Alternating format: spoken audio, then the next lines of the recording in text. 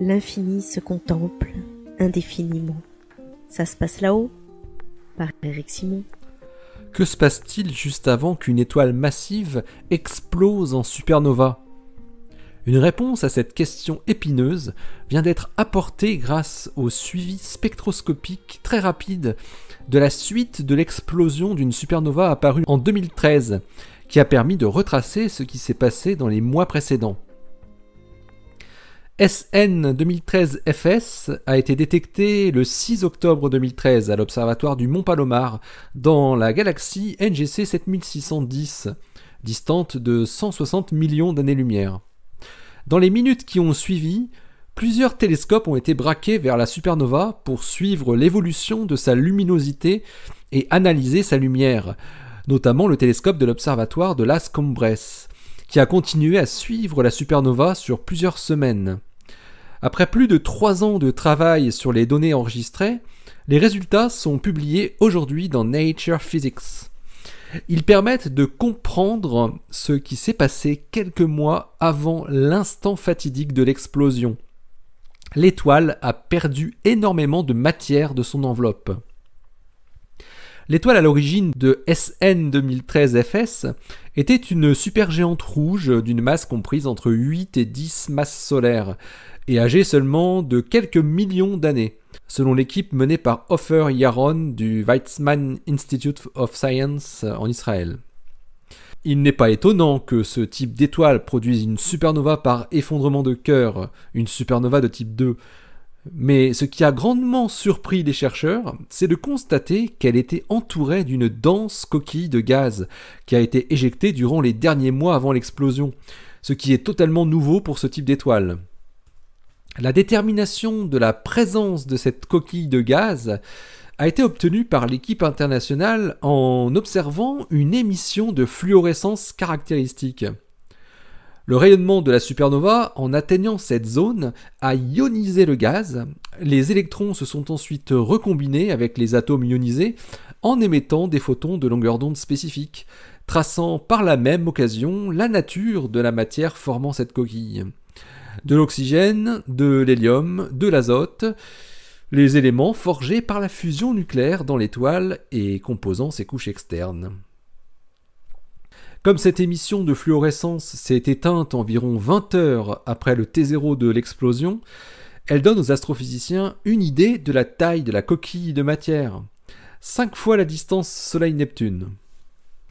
À partir de là, et en considérant que l'étoile ait pu éjecter une partie de son enveloppe à la vitesse de 100 km par seconde, les chercheurs évaluent que cette éjection aurait duré pendant les 500 jours précédant l'explosion. Après l'intense rayonnement ionisant de la supernova, est arrivé son onde de choc sur la coquille de gaz, ce violent mouvement destructeur de matière des couches internes de l'étoile en expansion à une vitesse de l'ordre de 10% de la vitesse de la lumière. L'équipe de Ofer Yaron montre que l'onde de choc a totalement dispersé la coquille de gaz en 5 jours, après l'avoir échauffée jusqu'à 60 000 degrés.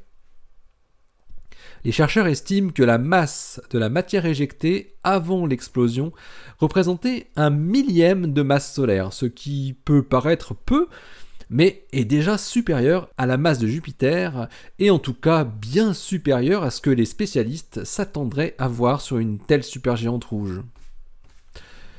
Ces précieuses données vont fournir aux astrophysiciens de nouvelles idées sur cette phase de l'évolution stellaire, l'ultime, qui reste encore mal définie.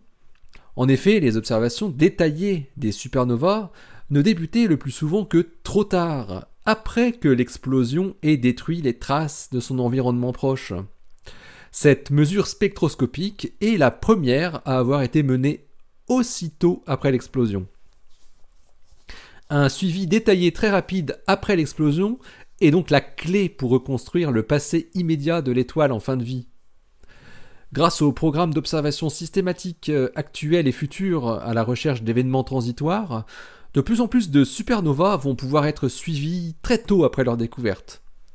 On pourra certainement savoir bientôt si SN 2013-FS est une exception ou non. Le Graal des astrophysiciens serait à terme de pouvoir détecter des supernovas avant qu'elles n'explosent. Mais on n'en est pas encore là. Hein. L'article de Ofer Yaron et ses collaborateurs s'intitule Confined Dense Circumstellar Material Surrounding a Regular Type 2 Supernova. Il est paru dans Nature Physics le 13 février 2017. Je mets le lien toujours en bas de ce billet, bien évidemment. Allez, restez bien à l'écoute sur le www.saspacelahhaut.fr. Ça se passe là-haut ? Le blog où l'univers des supernovas se contemple indéfiniment. Vous retrouvez cette émission sur PodCloud, sur iTunes, sur Stitcher, sur YouTube et bien évidemment sur le blog et sur tous les lecteurs de flux RSS que vous souhaitez, bien sûr. D'ici la prochaine, portez-vous bien, restez bien les yeux vers le ciel, on ne sait jamais, Betelgeuse peut exploser d'un jour à l'autre. Et restez bien les pieds sur terre. Allez, salut!